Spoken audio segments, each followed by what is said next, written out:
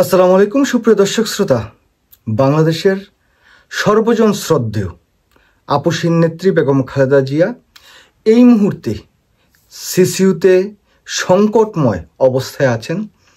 তার সুস্থতা এবং দেশবাসীর কাছে বিনীত অনুরোধ জানাচ্ছি বেগম জিয়ার জন্য দোয়া করবেন, যাতে বাংলাদেশের এই মুহূর্তে যে রাজনৈতিক সংকট এবং 2026 সালের ফেব্রুয়ারিতে যে নির্বাচনটি হবে, সেই নির্বাচনটিকে কেন্দ্র করে যেই অস্থিতিশীল একটি পরিবেশ বিরাজমান, সেই জায়গায় বেগম জিয়ার মতো একজন নেত্রী, তার মতো একজন গার্জিয়ান আমাদের এই মুহূর্তে অনেক বেশি প্রয়োজন। তিনি আমাদের মাঝে আরও কিছুদিন বেঁচে থাকুক, আল্লাহ তার নেক হায়াত দান করুক, সেটা কামনা করি।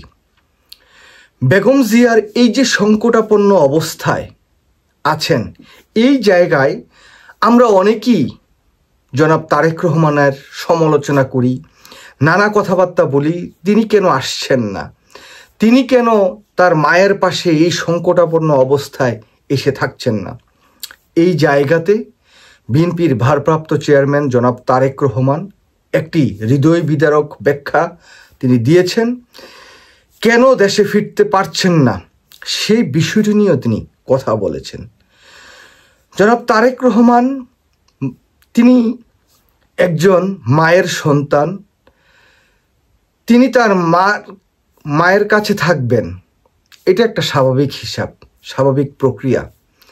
কিন্তু জনাব তারেক রহমানের কিছু সীমাবদ্ধতা তো আছেই, যে সীমাবদ্ধতার কারণে হয়তো তিনি দেশে আসতে পারছেন না। আমি তারেক রহমানের যেই হৃদয় বিদারক একটি স্ট্যাটাস দিয়েছেন, সেই স্ট্যাটাসটি একটু পরে শোনাবো। তারপরেও বলি যে অনেকেই জনাব তারেক রহমান কেন দেশে আসছেন না, এই মুহূর্তে তার মায়ের পাশে এসে দাঁড়াচ্ছেন না, আমরা হয়তো অনেকেই তার সমালোচনা করি। বাংলায় একটি প্রবাদ আছে যে মার চাইতেও মাসির দরদ বেশি। তো ঠিক সেরকমই আমরা হয়তো অনেকেই বেগম খালেদা জিয়াকে আমরা আমাদের মা হিসাবে হয়তো বা চিন্তা ভাবনা করি। কিন্তু যেই মানুষটি প্রবাসে বসে আছেন, তার মা এখন হসপিটালে সংকটময় অবস্থায়, তার অবস্থাটা কি আমরা কখনো অনুধাবন করতে পারছি? তো যাই হোক, জনাব তারেক রহমান এই মুহূর্তে দেশে আসতে পারছেন না। কেন আসতে পারছেন না, তার যে স্ট্যাটাস, সেটা একটু পরে শুনে আপনাদের হয়তো অনেক কিছু আপনাদের ক্লিয়ার হয়ে যাবে।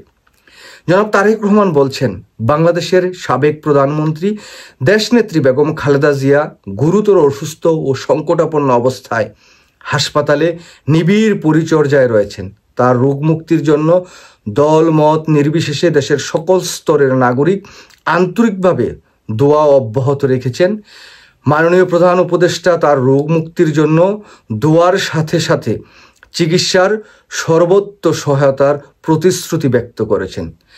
দেশে বিদেশের চিকিৎসক দল বরাবরের মতো তাদের উচ্চমানের পেশাদারিত্ব ছাড়াও সর্বোচ্চ আন্তরিকতা সেবা প্রদান অব্যাহত রেখেছে।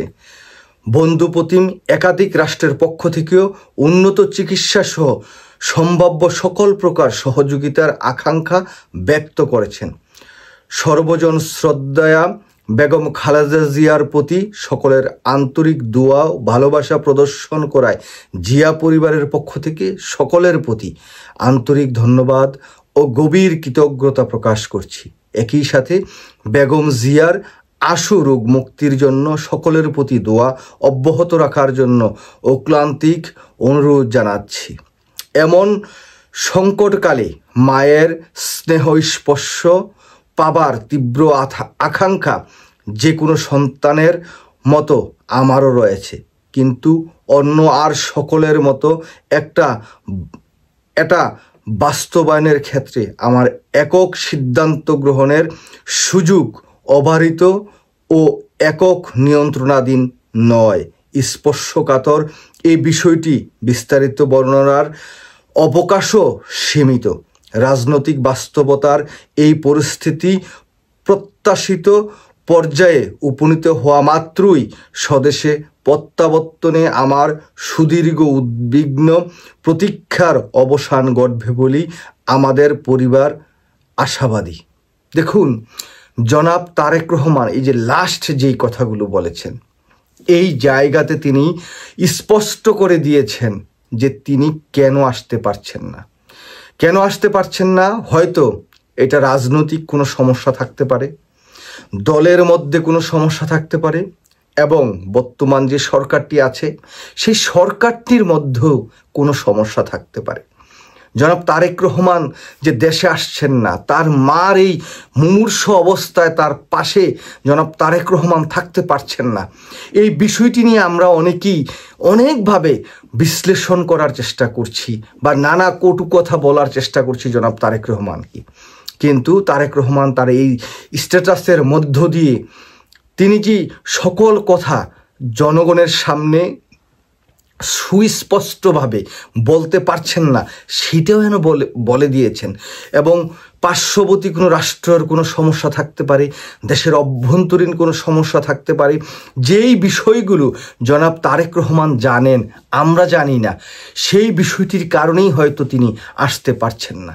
এই যে আসতে না পারা, তার মার জন্য যে তার মনের ভিতর যে আকুতি, যেই মানে ছটপট করা অবস্থা, সেই সকল বিষয়গুলো তারেক রহমানের এই স্ট্যাটাসের মধ্য দিয়ে কিন্তু ফুটে উঠেছে।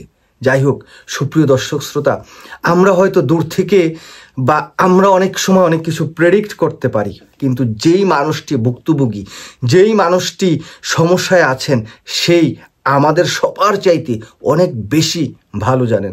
সেই জন্য আবারও সর্বশেষ আর অন্য কোনো কথা না বলে শুধু এই কথাটি বলবো যে বাংলাদেশ সরকার যদি সম্ভব হয় জনাব তারেক রহমানের যত প্রতিবন্ধকতা আছে সব কিছু দ্রুততার সহিত সরিয়ে দিয়ে বেগম জিয়ার এই সংকটময় অবস্থায় তার পাশে জনাব তারেক রহমান যাতে থাকতে পারেন, সেই ব্যবস্থাটি যদি তারা করে দিতে পারেন, তাহলে দেশ, জাতি, জনগণ সবাই সরকারের কাছে কৃতজ্ঞ থাকবে এবং জনাব তারেক রহমান তার মায়ের পাশে থেকে হয়তো তার মাকে মানে আশ্বস্ত করে, তার মায়ের সেবা শুশ্রূষা করে তাকে মানে সুস্থ করে তুলতে পারবেন, এই প্রত্যাশা করছি। তারপরেও আমরা যারা তারেক রহমানকে নিয়ে নানা কটূক্তি করি, তারা দয়া করে এই জায়গা থেকে বিরত থাকবেন এবং জনাব তারেক রহমান যে আহ্বানটি করেছেন যে দেশনেত্রী বেগম খালেদা জিয়া, সাবেক প্রধানমন্ত্রী, তার জন্য সবাই দোয়া করবেন মন খুলে।